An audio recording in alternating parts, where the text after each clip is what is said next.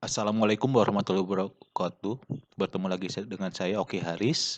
Pada PJJ yang ke-23 ini kita akan membahas penerapan fluida statis untuk materi fisika SMA kelas 11 semester. Penerapannya diantaranya adalah bejana berhubungan. Jadi bejana berhubungan terlihat di gambar ya.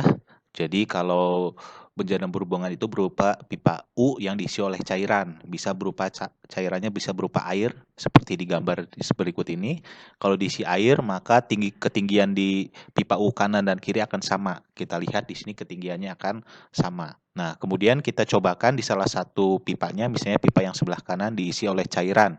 Misalnya diisi oleh minyak ya, diisi oleh minyak. Nah, seperti ini, maka terjadi perbedaan ketinggian karena massa jenis air dan minyak itu berbeda ya. Jadi kalau kita tarik garis bawahnya, nah sesuai dengan hukum hidrostatis yang kemarin bahwa tekanan pada permukaan yang sama itu adalah sama, berarti di sisi kiri dan kanan ya tekanannya sama. Jadi di sini saya gambarkan PA dan PB. Nah, PA dan PB ini tekanannya sama ya. Jadi PA akan sama dengan PB.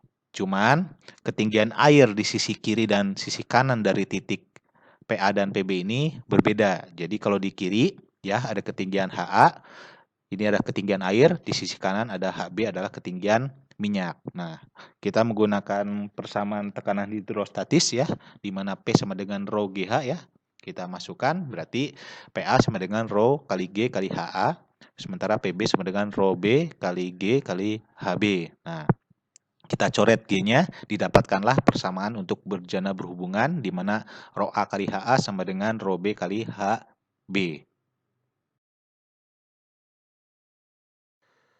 Berikut adalah contoh soal bejana berhubungan. Ke dalam sebuah pipa U yang berisi air dimasukkan alkohol pada salah satu lubang pipanya sepanjang 10 cm. Hitunglah selisih ketinggian permukaan zat cair pada kedua pipa U tersebut.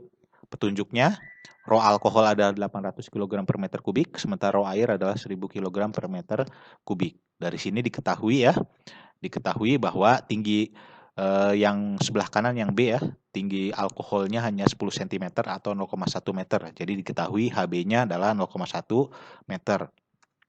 Kemudian dari soal diketahui bahwa rho alkoholnya adalah 800 kg per meter kubik, sementara rho airnya adalah 1000 kg per meter kubik.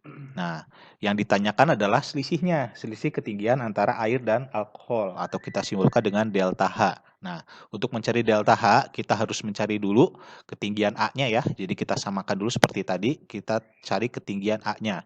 Maka kita gunakan persamaan untuk bejana berhubungan di mana PA sama dengan PB atau rho A HA sama dengan rho B kali HB.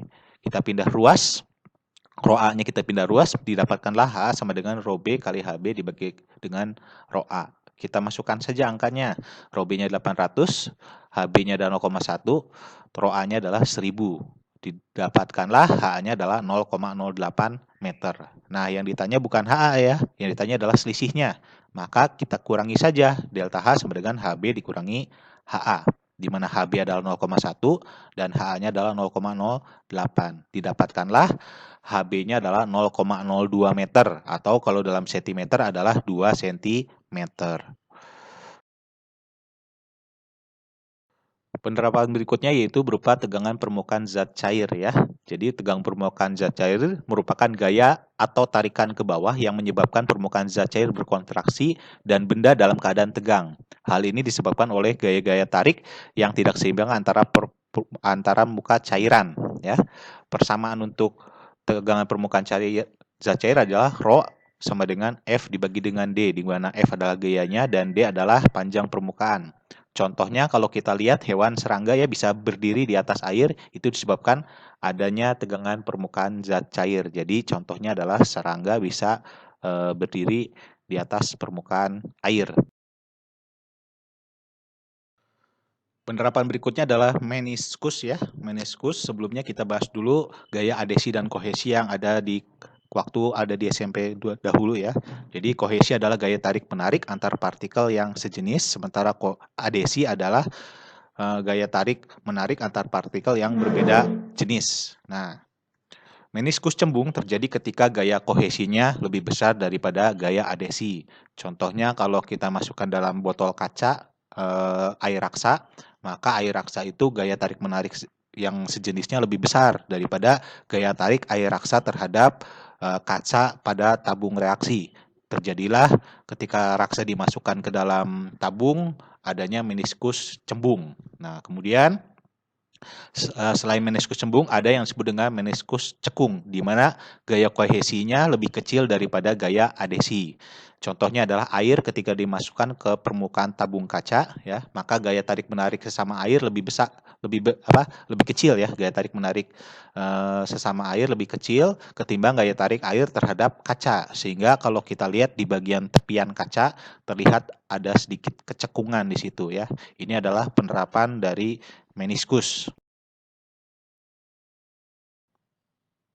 Penerapan selanjutnya adalah kapilaritas, yaitu fenomena naik turunnya permukaan zat cair pada suatu pipa kapiler. Pipa kapiler adalah pipa dengan luas penampang yang sempit ya. Nah, ini disebabkan karena adanya gaya adesi dan gaya kohesi yang menentukan tegangan permukaan zat cair.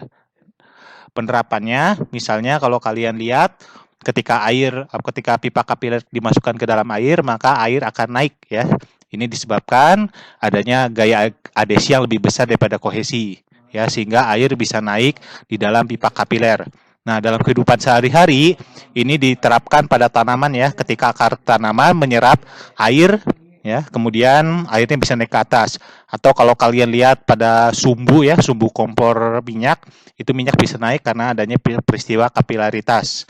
Sementara untuk kapilaritas turun, contohnya pada air raksa ya, karena gaya adesinya lebih besar sehingga permukaannya jadi turun. Persamaannya ya adalah H sama dengan 2 gamma cos theta dibagi dengan rho GR, di mana H adalah kenaikan penurunannya, kemudian gammanya adalah tegangan permukaan, tetanya adalah sudut kontak, rho-nya adalah massa jenis, dan R adalah jari-jari pipa kapiler.